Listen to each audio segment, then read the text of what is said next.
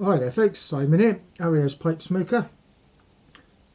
Yeah, well I don't think I've put a video up for over a week. Kind of been quite busy with boring, ordinary life stuff. But here I am. I'm smoking this La Croix. It's a really nice pipe. I'm in two minds whether I might actually end up keeping this one. I kind of like the plateau on the top. One could be forgiven for thinking this was Danish in origins actually, but no, it's definitely French.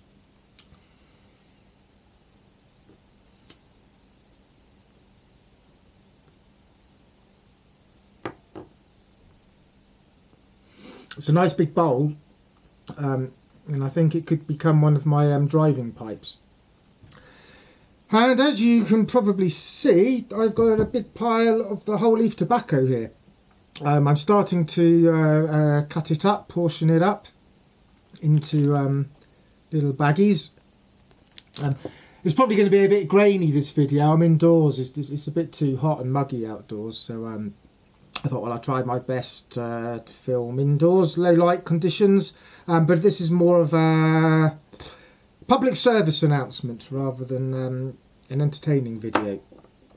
So yeah, this is the pile. God, I've lost count. I think there's about 8 different kinds of tobacco here. So I'm cutting it into kind of as long as it's under 3 centimeters, I can post it in a standard envelope, either like a cardboard Amazon envelope. Probably what's going to be better is a bubble wrap envelope. If I send it without any tracking, I don't have to put any customs declarations on, and the price is reasonably low actually. I know the bubble wrap envelopes cost me €2. And I think it's more or less the same. It's like €7 or €8 to send up to, I have to check the weights. But there's not that much difference depending whether it's England or America or Germany. So yeah, that's how I'm going to be sending this out, because obviously avoiding customs declarations for such contraband is going to be a win-win, I think.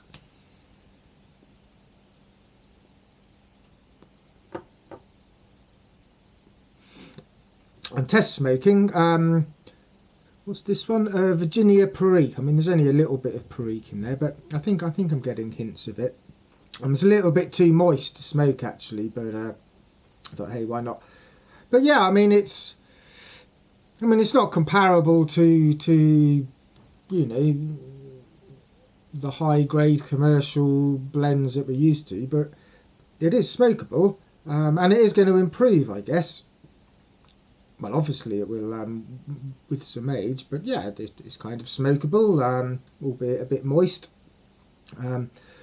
But yeah, this isn't really a tobacco review. I'll let you guys deal with that one when it arrives.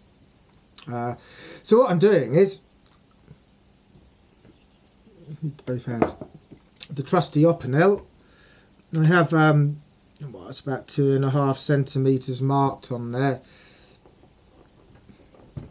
And then with a bit of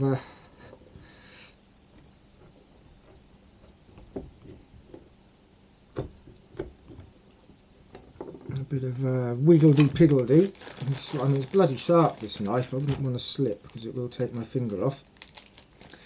And into a baggie. Obviously these are all going to have different weights on them because the diameter of these pressings isn't really that uniform. But I'm just going to go through, slice it all up, see how many slices I end up with, and then I'll do my best to try and get more or less the same weight in each baggie, kind of thing. I mean, there is going to be some discrepancies, but you know, I'm not faffing around getting it down to the last gram or anything, obviously. Then what I'm going to do with these, I'm going to put them back into my ghetto style tobacco kiln. Give it a day or two, 24, 48 hours at 70 odd degrees pasteurization temperature, which means that there shouldn't be really any risk of these moulding in transit.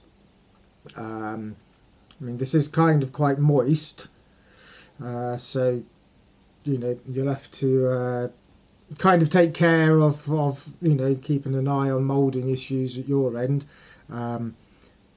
Like I say, I personally, for me, this is going to get put away for a year or until I smoke it. It is rustic, homemade, old-fashioned tobacco. That's part of the charm. It's taken bloody ages to get to this point where I actually have a bit of time to cut it up. I was going to get a vacuum sealing machine, and I'm like, oh god, it's just more stuff to order, more complications, more to go wrong. So I've just bought loads of these little Ziploc baggies. I think they'll serve the purpose.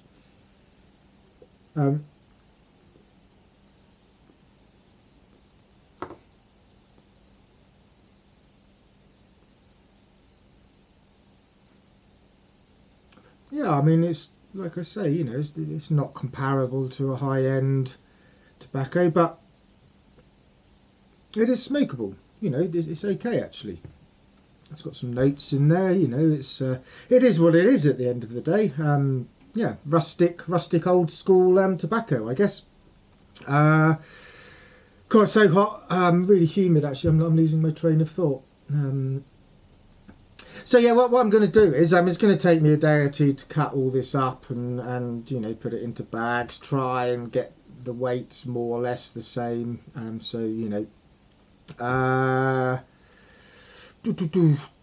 then what I'll do is once it's all kind of cut up and I have an idea of how much the overall envelopes are going to weigh, I can get some better estimates of the postage rates. But like I say, I'm kind of envisaging postage and the cost of the envelopes. It's going to be around about €10 a person, give or take. What I need everyone to do who chipped in for this, I need you to email me because I've kind of deleted all of my inbox. So I'm not exactly sure on who's in, kind of thing. I think there's 13 of us all told. So what I need you to do is to email me, ariegepipesmoker gmail. It'll be in the down in the description, obviously, of kind of where you are, so I can kind of work out my postages and give you all a bit of an more accurate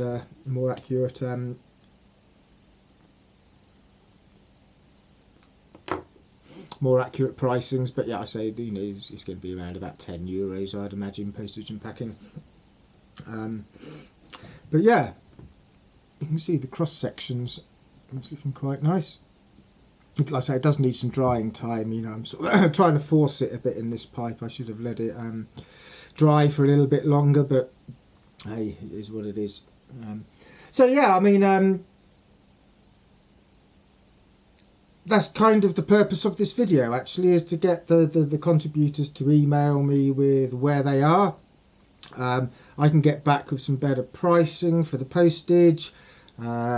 Like I say, it's going to take me a couple of days to cut this up. It's just a bit of a chore.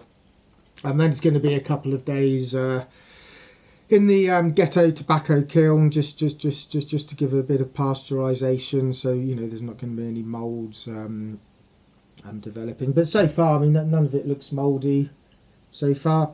So but yeah, it's better to be safe than sorry. I can't really think of anything else to add to this video. So yeah, I might as well sign off. Yeah, it's probably served its purpose. Oh yeah, no, there is one more addition. I'll probably put this in the title somehow. In regards to Parsimonious Pipers giveaway, nobody guessed my lie. My lie was actually the third one. I did not get taken in and questioned on matters of terrorism in Sri Lanka. The other two stories are completely true. Number three, yeah, it was partially true. We did take photos of the World Trade Center, and yeah, the security service just came over politely and asked us to delete them. So nobody got that one. I managed to get my my untruth past you all. Right, that's it. Signing off. I will be back with some more exciting adventurizing videos, but not for a few days. There's kind of quite a lot going on here, one thing and another. But like I say, all boring life existence stuff, so there's no need to document that.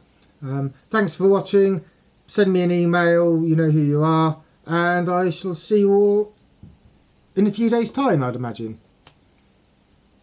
Take care now.